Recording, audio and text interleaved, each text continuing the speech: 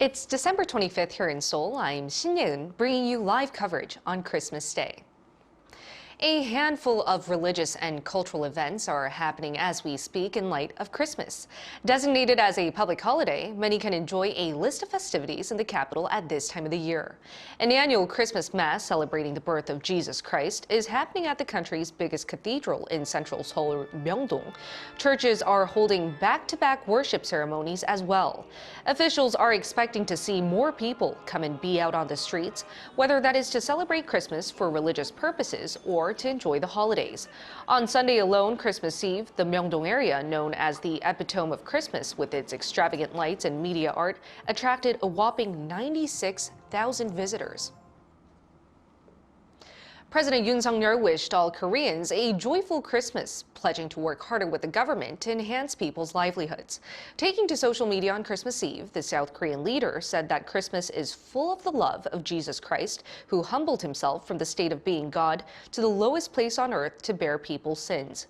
He said he hoped to turn the sparks of hope across society into the practice of Jesus' love through greater efforts with the government.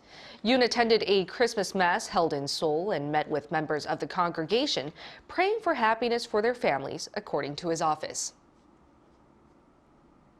And what could better add to the festive mood this day than the Christmas classic, The Nutcracker? The production is over a century old, but several ballet companies have introduced some exciting changes this year. Our culture correspondent Song Yujin walks us through. The beloved holiday classic is back. Every year around Christmas, ballet companies from around the world present their take on Tchaikovsky's The Nutcracker. This year, a number of ballet companies have infused a new flavor into this time-honored tradition. The Korean National Ballet and Universal Ballet, the two major ballet companies in Korea, have introduced new faces into the main roles, breaking away from the tradition of selecting principal dancers. Ballerina Chung Eun-ji joined the Korean National Ballet in 2021. From her first year, she was an understudy for the main character, Marie. Her debut on Wednesday marked her first time dancing in a leading role. I still remember watching our company's version of the Nutcracker when I was a kid. This is a role I've always wanted to play. I'm happy and a bit nervous at the same time. Universal Ballet's Rim joined the company as a soloist after 7 years at the Hungarian National Ballet. She is playing Clara, another name for Marie. For her, it's a childhood dream come true. I've danced in the Nutcracker before, but this experience with Universal Ballet is special. When I was young, I had the chance to perform as young Clara with the UBC. The ballerinas who shared the stage with me at that time have now become principal dancers, so preparing this piece with them was particularly meaningful. Beyond Korea, the Boston Ballet, one of the 4 major ballet companies in the United States, has chosen all 5 of its Korean dancers to play the main roles in the Nutcracker.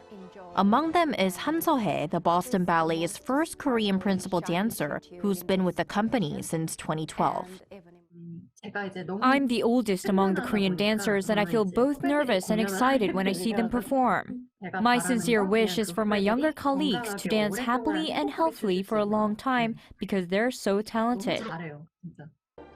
With its intricate choreography, dazzling set, beautiful scores, and fresh new faces, The Nutcracker continues to enchant audiences around the world and bringing the Christmas spirit. Song Yujin, Arirang News.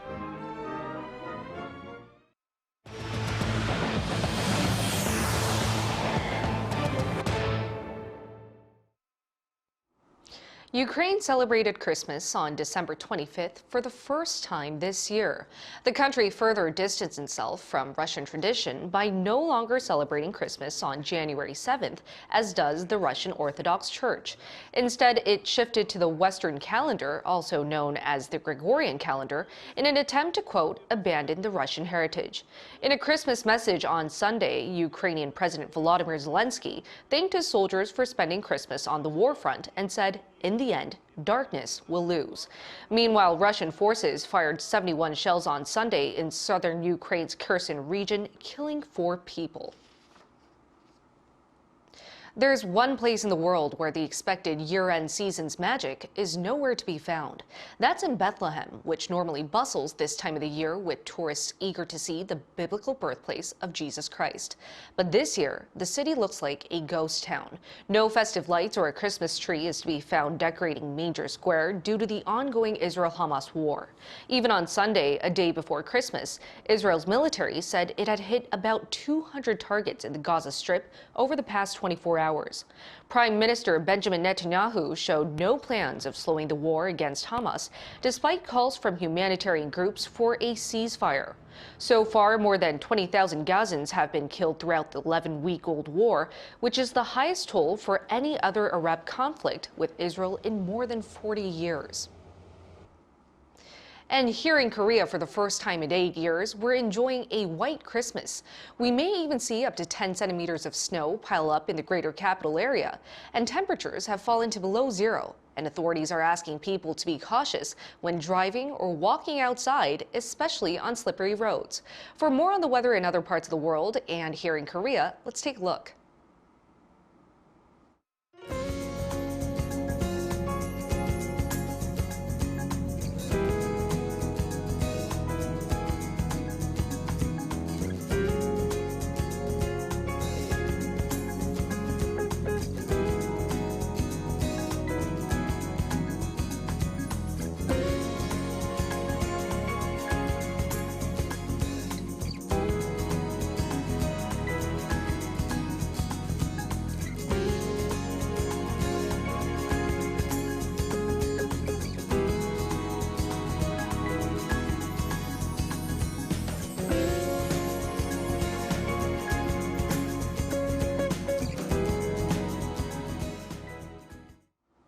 Thanks for joining our noon edition of Arirang News. We wish you a Merry Christmas, and we'll bring you more updates at 6 p.m. Seoul time.